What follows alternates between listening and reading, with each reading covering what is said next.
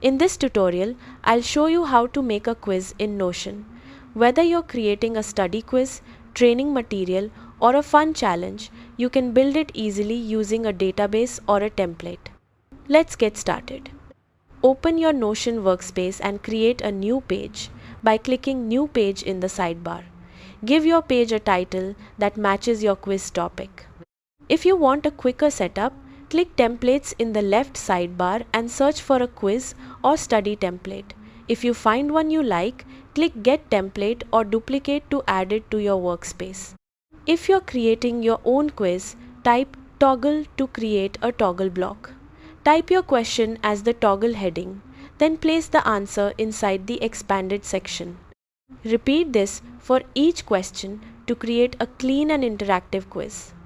You can also add checklists, numbered lists, images, callouts, or code blocks if your quiz needs different types of questions.